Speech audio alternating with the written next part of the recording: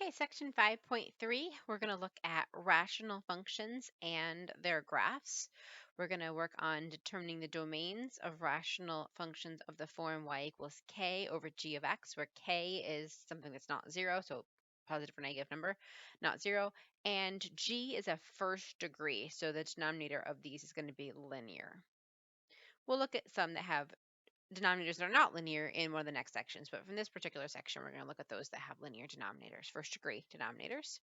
Then we're going to talk about those vertical and horizontal asymptotes of that type of function, and we're going to sketch the graph of that type of function. So that's our primary goal here, is a constant divided by a linear function for this class of rationals. All right, so in our scenario, we're a buyer for a chain of retail stores, and we wanted to talk about the markup as the difference between the selling price and what the wholesale cost is. So we are acquiring a line of jackets where the wholesale cost is $80, and the jackets are going to sell for $120 each. So first of all, we want to know what the markup is. So if they're selling for $120, but they were able to buy them for $80, then the markup is going to be a difference there of $40 on that jacket. Now I want to calculate what percent the markup is of the selling price. So we're going to take the $40 divided by the selling price of $120 to calculate what percent the markup is. So if I take 40 divided by 120, that's 0.333 or 33.3%. So that's the percent markup for this item. If it costs $80, we sold for 120, that was a 33% markup, 33.33% markup. Okay, so the relationship between the selling price S, the wholesale cost C, and the percent markup P can be expressed by this function. So if instead of saying mark it up by $40, I said I want to mark this up by 33%. If I knew the percent I wanted to mark it up by 25% or 20%, then I could calculate the selling price that was going to have that markup. So we're going to look at the function where the percent markup is going to be the independent variable. We will calculate what the selling price should be. So if the wholesale cost of this jacket is $80 still, then our equation S of P is going to be 80, since that's the wholesale cost, divided by 1 minus P. Okay, and so we're going to complete this table for that function here, so you can autofill that function into decimals, get your table to fill. I've got a graph of that going on over here, so let me pull that over. I've got my function typed in, S of P equals 80 over 1 minus P, and as the inputs in our table, we have 0%. And if you have a 0% markup, then you should be selling the thing for wholesale cost, $80. Then we have a 1% markup, you'd be selling this for $80.80. If it was a 5% markup, or 0.05 is your decimal equivalent of 5% markup, then you'd sell this for $84.21, 10% markup, $88.89. A 25% markup would be $106.67. A 50% markup would be $160. A 75% markup would be $320. And a 95% markup would be $1,600. Okay, so as the values of P approach 1, what happens to the value of S? What does this mean in practical terms? So as the values of P get closer and closer to 1, the output values get larger and larger.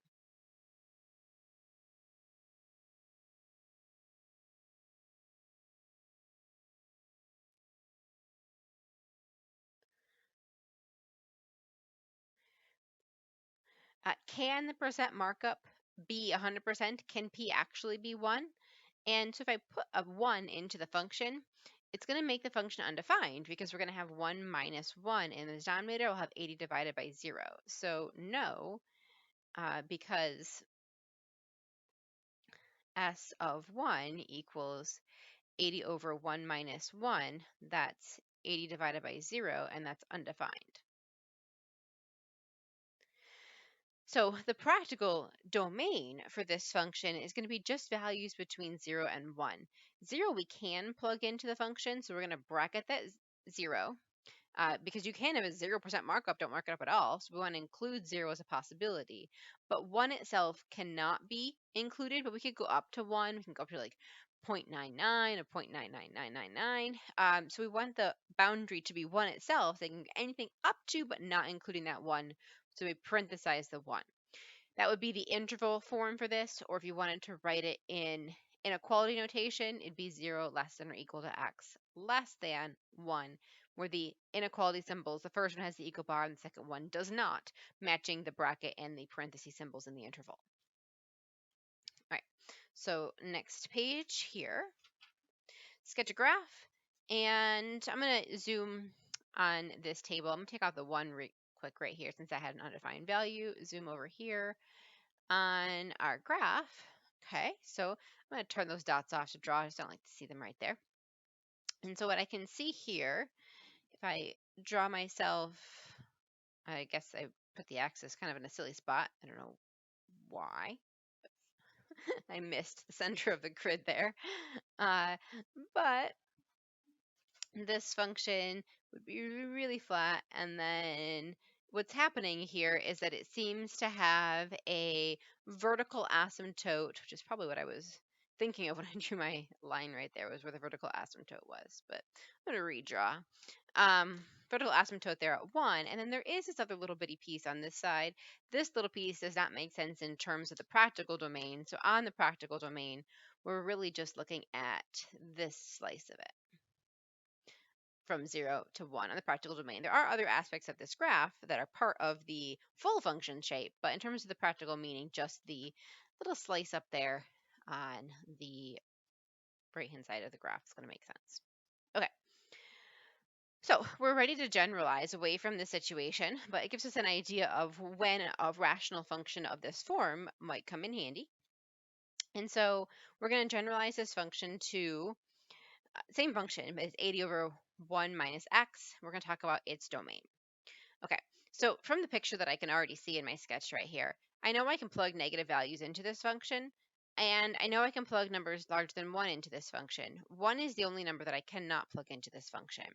So the domain is going to be x cannot be equal to 1, or if you wanted to write this in interval notation, you'd say I can plug in anything from negative infinity up to 1, and then anything from 1 to infinity. It's just 1 itself is excluded. Now, if I hadn't already seen the graph for this, what I might have thought off to myself was that the denominator cannot be equal to 0. So if I do 1 minus x cannot be equal to 0, I could add the x to both sides to get it by itself, and I would get 1 cannot be equal to x. Because, again, the reason I want the denominator can't be equal to 0 is because I know if the denominator is 0, it makes the function undefined. So I would start by trying to find the domain by setting the denominator not equal to 0 and then solving for x, and I can find out the value that is excluded from our domain. Okay, so we're going to complete this table. Let me get that going over, and I'll write it in. All right, so I got my chart filled out. Oops, don't want to make that super big here. I filled in my values. You can pause and fill in yours as well. And I sketched the graph that we can see here. Let me rescale this to see the graph. We have very flat values over on the left-hand side, coming up steeply to 1, and then coming up steeply and then flattening out again as we get to have large inputs. So we can see what our graph looks like. So on to our next page, they're going to ask us if our graph has a horizontal asymptote, and we would say yes, there's that horizontal asymptote right here. And it is going to be the x-axis. It's going to be the line y equals 0. That's where our graph is going to have that center border where it comes down towards it on one side and up towards it on the other. So I'll move my decimals out of the way, and we can answer that question. Does the graph have a horizontal asymptote? Yes. And its equation is y equals 0. So the horizontal asymptote goes right through the center of the function. Does the graph have a vertical asymptote? Yes. And the graph of the vertical asymptote is x equals 1. And that was the same as the place where we had that discontinuity, that value that was not in the domain. So the value that's excluded from the domain is also going to be the value that is part of the vertical asymptote in this type of function. Okay, and what about for what value of x is f a maximum? So there are none, because this graph is always increasing or always decreasing. No, actually, increasing, increasing. This one's always increasing. So it has no max. It goes up to infinity here. It does not actually reach a high point, so it does not have a maximum. And then over here, it's getting closer and closer to zero, but it never actually reaches it, so it never actually hits zero. It never actually hits the highest value on that side either. Does the graph have any intercepts? So it has no x-intercepts, but it does have a y-intercept. It has a y-intercept at 0, 80. As you can see on the graph, or you can see in the table, when we plugged in 0 as the input, we got y equals 80 as the output. So this one does cross the the y-axis. It does not cross the x-axis. All right. So just a quick note here, when we draw the graph, the asymptotes don't show up in the graph. They're not part of the function. Sometimes we like to dot them in just to be sure that when we draw our function, we don't accidentally cross it. I didn't dot in my vertical or my horizontal asymptote, but I can. But those asymptotes are not part of the function. The reason I didn't dot that one in when I drew it is because the axis was already there and I could make sure I didn't touch the axis. I dotted in the x equals 1 line before I drew my blue curve, just to make sure that my blue curve did not go through where x was going to be 1. So they're handy tools for by hand graphs. They're not part of the graph itself, though. When you see it on Desmos, you're not going to see those asymptotes in the graph. They're kind of an invisible border line, though, that aren't part of the graph, but do control where the graph is. Okay, now we're going to slightly change our function. Instead of 80 over 1 minus x, it's going to be 80 over x plus 1. So basically just changing that subtraction into addition. We want to ask what its domain is. Okay, so I'm going to change my function. Oops, gotta hit the plus key. Okay, and I'm going to move this over, and my table is going to have to change a little bit. They want me to plug in -4, -3, -2, -1, 0, 1, and 2. Okay, so let's get our values for those recorded, and we'll talk about this function. Okay, so the first question they actually ask us is, what is the domain of G? So I can see the domain graphically. I can see that I'm not touching where x is equal to -1, especially if I have my window scaled out like this. I can see that -1 is clearly the input value, the x value the graph does not touch. So my domain is going to be x is not equal to -1, or that's fine. You can absolutely leave it like that in set notation, or you can switch it into interval notation if you choose. And so then you'd write from -infinity up to -1, and then from -1 up to infinity. So for these, I kind of prefer to write it with the not equal to 1 symbol because it's a shorter way of expressing it, but you can do it either way if necessary. Now, that could have been found by taking the denominator, x plus 1, not allowing it to equal 0, and then subtracting 1 from both sides, and that would tell us that x is not equal to -1. Again, I was first looking at it graphically, seeing how on the graph I can see that x cannot be -1, but I can also verify that algebraically. Then I got my sketch of my graph. Again, I didn't put scale on this graph, but this line must be -1 where I'm not crossing it. And it looks like the horizontal asymptote for this one is still going to be y is equal to 0, which they're going to ask me about soon, I think. So let's get rid of our Desmos window. First, they want the vertical asymptote. So the vertical asymptote is x is equal to -1. That's the line of values that we're not allowed to be by the function. So that would be in an imaginary dotted line bordering our function's two sides. And then the equation of the horizontal asymptote, that's going to be our y equals 0. That's our imaginary horizontal divider between the two parts of the function. Does it have any intercepts? Yes, when we plugged in 0, we got 80, so it has a y-intercept, again, of 0, 80. Interesting, that's also the value in the top, not a surprise on that, actually. And so the denominator, I was talking about intercepts here. So the intercepts for x, there are not going to be any because it's not crossing the x-axis, it just crosses the y-axis at 0, 80. All right. So sketch the graph. How do the graphs of these two functions seem similar and how are they different? Okay. So I'm going to draw real close next to them. There are two pictures. So this one, I got to look back at my page, was like this and this, where 1 was the boundary and this one looked like this and this. So a couple of the similarities. So they both have those two separate pieces, right? So um, in one of them, so in F, the vertical asymptote is at x equals 1. In G, the vertical asymptote is at -1. So that's a difference, right? So the vertical asymptote is at x equals 1 for F and at x equals -1 for G. So that's a difference. And we also have the increasing shape for F and the decreasing shape for G. So they're not in the same quadrant. So this one would be in opposite sides of the axis of symmetry. So they are on opposite sides of their axis of their vertical axis of symmetry.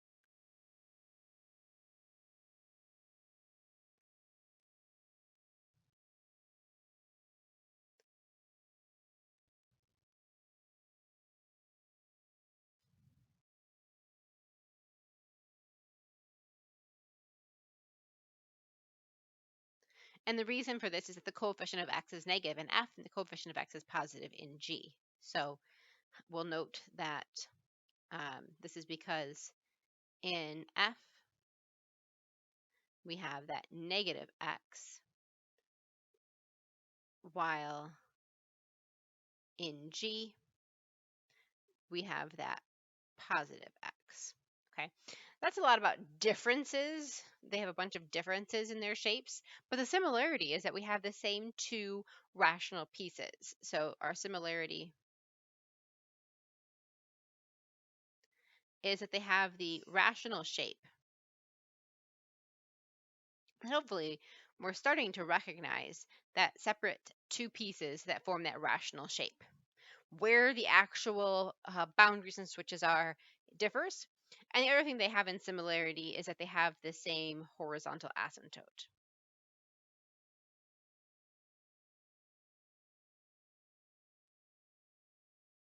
So they have different vertical asymptotes, but they do have the same horizontal. Okay. So now we're going to generalize a little bit more, talk about some more rational functions of this form.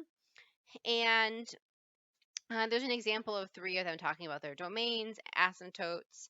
We're going to look at number 9 here and look at this new function f, determine its domain, and complete a table for it and look at its asymptotes. Okay, so first, without graphing, I think I can find the domain for this one. I want to make sure that the denominator is not allowed to be equal to 0.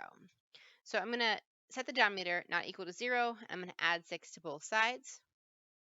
That's going to give me 3x cannot be equal to 6. And if I divide both sides by 3, that's going to give me that x cannot be equal to 2. So that's going to be our domain for this function. X cannot be equal to 2. When we graph it, we should find out that there's going to be an asymptote here. So we're going to link that down right here to our vertical asymptote. The vertical asymptote is going to be x equals 2. Okay. Now, we may not be ready to get the horizontal asymptote algebraically yet, but in this whole section, all of the functions that we were able to look at had a horizontal asymptote of y equals 0, so I'm going to suspect that that's going to be the case for this one as well. It won't be the case for every single rational function, but there can be some transformations in one of the later sections that will allow us to change that. But for right now, it's probably going to be y equals 0, and we'll be able to verify that in a moment when we look at the graph. All right, so let me get the graph going and our table.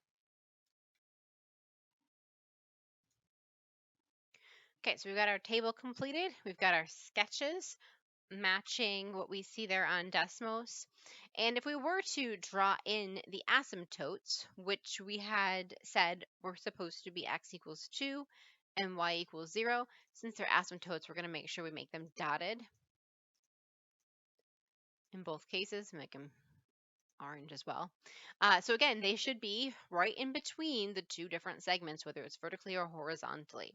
So I could draw these in by hand as well. I could draw in the x equals 2 and the y equals 0, vertical and horizontal asymptote, borders between the two segments of our picture.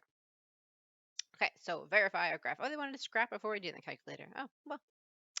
Oh, well. Okay. So the next piece is going to ask us to look at these 5 different functions and match them with their graphs without using a calculator. Okay. So I better jot the functions down on top because I can't be switching back and forth these pages too easily. Okay, so these are our 5 functions. And we're going to use what we learned in the last section in addition to this section to be able to figure it out. So there's a couple ones that are uh, different or have something to identify them. One of them is the second function, this g of x function, because it has that square denominator. So I know that the two parts are going to be going up in the same direction. So there's really only one possibility for this one. So g of x is going to be this function b. That's because it has the x squared in the denominator. We saw that happening in the last section. Then I can also identify that the bottom two have a sum or difference in the denominator. So that means their vertical asymptote is going to be somewhere besides 0. So in this one, the vertical asymptote, since the domain here is that x plus 2 cannot be 0, that's going to be x cannot be negative 2. So it means that my vertical asymptote is that x equals negative 2. And for the next one, since 2x minus 4 cannot be 0, that's 2x cannot be 4, or x cannot be 2. That means that our vertical asymptote is going to be at x equals 2. So these are our clues for capital F and capital G. They're going to have vertical asymptotes not at the center. So I can see here I've got a vertical asymptote at positive 2, and here I've got a vertical asymptote at negative 2. So this one's going to have to be capital F, and this one's going to have to be capital G. All right, for the other two functions, they both have just plain x in the bottom, so that means x equals 0 is my vertical asymptote for those two. The only difference between these two is that one has the positive coefficient 5 and one has the negative coefficient 5. So the positive coefficient 5, this function is going to be in quadrants 1 and 3 versus the negative coefficient, that one's going to be in quadrants 2 and 4. So we know that little f is going to be our graph for A, and little g is going to be our graph for D. What they want us to do next is to graph each of those 5 functions and check. I'm going to leave that out of the video, but you can go ahead and type each of those 5 functions in Desmos and make sure that their graphs look like the ones shown here.